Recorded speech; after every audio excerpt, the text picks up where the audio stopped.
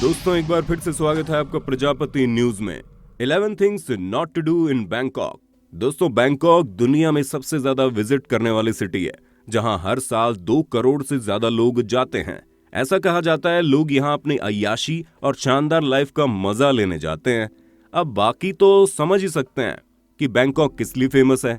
इसी वजह से अगर आप लड़के हैं तो आपके दोस्तों यारों ने कभी ना कभी बैंकॉक जाने का प्लान तो बनाया ही होगा। लेकिन आप बैंकॉक जाएं उससे पहले हमारी वीडियो जरूर देख लेना, क्योंकि आज की इस वीडियो में हम आपको ये बताने वाले हैं दुनिया में सबसे ज्यादा टूरिस्ट को अट्रैक्ट करने वाला ये शहर आखिर कैसा है और ऐसी कौन सी चीज है जो आपको यहाँ नहीं करनी चाहिए।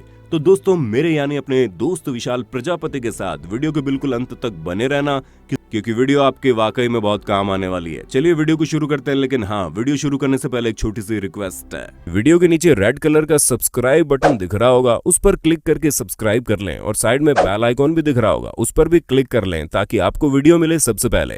Don't hug Monks. दोस्तों थाई कल्चर के अनुसार मॉन्क्स को बहुत ही ज्यादा इज्जत दी जाती है। इनका दर्जा समाज में बहुत ऊपर होता है। ऐसे में ये महिलाओं तक को नहीं छूते हैं। ऐसे में बैंकॉक की लाइफस्टाइल चाहे जैसी भी क्यों ना हो, लेकिन यहाँ पर रहने वाले मॉन्क्स बिल्कुल साधु संत की तरह बने रहते हैं और उनका जीवन भी इसी तरह चलता है। इन्हें गले लगाना या फिर इनसे फालतू की बातें करना बिल्कुल भी मना है। और हाँ, महिलाओं को तो खास करके इनसे दूर रहना चाहिए, क्योंकि ये खुद कभी किसी महिला के कांटेक्ट में नहीं आना चाहते।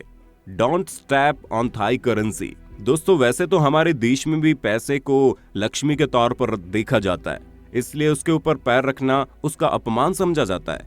ऐसा ही थाईलैंड में भी होता है। हालांकि वहां पर ऐसा इसलिए होता है क्योंकि थाईलैंड की करेंसी के ऊपर वहां के राजा की तस्वीर होती है, इसलिए उसके ऊपर पैर रखना मतलब राजा का अपमान समझा जाता है। तो जब कभी भी बैंकॉक जाइए तो इस तरह की गलती मत करना। The durian fruit. दोस्तों थाईलैंड का ये रूल काफी ज्यादा फनी है, क्योंकि यहाँ पर लीगल तौर पर ड्यूरियन फ्रूट, जो कि काफी हद तक कटहल की तरह दिखता है, उसे हथियार के तौर पर इस्तेमाल किया जा सकता है। ये फल इतना ज्यादा मजबूत होता है कि किसी को भी मार दो तो उसकी हालत खराब हो जाएगी। इसी वजह से यहाँ के लोग इसे लीगल वेपन के तौर पर भी जानते हैं। इसलिए अगर इससे किसी पर वार किया जाए तो वार करने वाले पर फाइन भी लगता है। डोंट यूज टक टक्स। दोस्तों टक टक वहाँ के रिक्शा को कहते हैं। ऐसे में अगर आप वहां जाएं तो बहुत ज्यादा जरूरत पड़ने पर इनका इस्तेमाल करें, क्योंकि कई सारे ऐसे स्कैम सामने आए हैं जहां पर ये लोग ग्राहकों को गलत जगह ले जाते हैं ताकि लंबी स्लाइड कराकर उनसे ज्यादा पैसे ले लें। इसलिए जब कभी भी बैंकॉक जाए तो इस चीज को सुनिश्चित करें कि आप किस चीज में सफर कर रहे हैं और कहां पर जाने का कौन सा रास्ता सही है। इसके लिए आप गूगल मैप का इस्तेमाल कर सकते हैं। Don't whistle at night. दोस्तों हमारे यहाँ जब कोई सीटी बजाता है तो इसका मतलब होता है वो या तो बोर हो रहा है या फिर लोग किसी को बुलाने के लिए सीटी बजाते हैं। लेकिन जब बात थाईलैंड की आती है तो यहाँ पर रात के समय में सीटी बजाने का मतलब सुपर नेचुरल चीजों से जोड़कर देखा जाता है।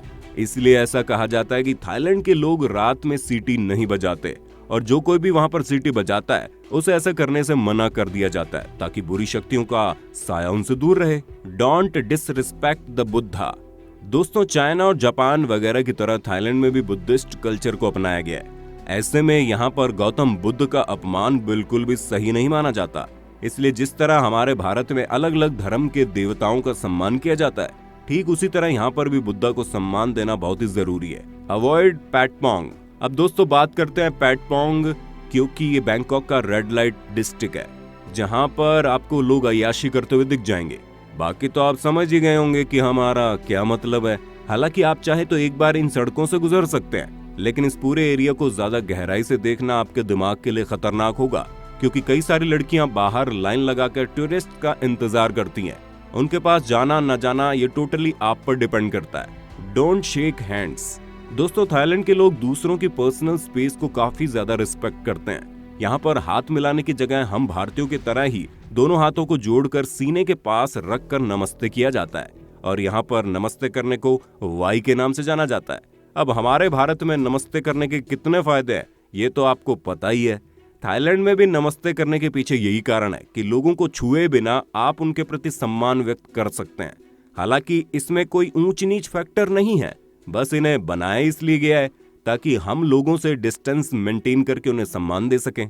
Don't be afraid to challenge prices. दोस्तों ठगी के मामले में थाईलैंड भी किसी से पीछे नहीं है, क्योंकि जब आप यहाँ पर कोई सामान लेने जाएंगे तो आप ये चीज नोटिस करेंगे कि यहाँ पर डबल प्राइस सिस्टम चलता है, यानी कि यहाँ पर रहने वाले लोगों के लिए अलग प्राइस होता है और फॉरेनर्स के लिए अलग होता है, क्योंकि बाहर से आए लोगों को यहाँ की चीजों के दाम के बारे में पता नहीं चल पाता, इसलिए यहाँ के लोकल लोग डबल रेट पर अपनी चीजें बेचते हैं। इस चीज से बचने के लिए आपको वही करना है जो आप नॉर्मली करते हैं, यानी कि एक ही सामान को अलग अलग दुकानों में जाकर मांगना है और देखना है कहाँ पर कितना प्राइस है, जिससे आपको अंदाजा लग जाएगा कि किस चीज का प्राइस लगभग कितना है। आप चाहे तो ये भी कर सकते हैं कि आपको वहाँ पर जो भी प्राइस बताया जाए उसका आधा आप देने को तैयार हो जाएं और फिर मोल भाव करना शुरू कीजिए, जिससे आपके पैसे बच सकते हैं, वरना तो यहाँ के लोग आपको पूरी तरह से ठग लेंगे।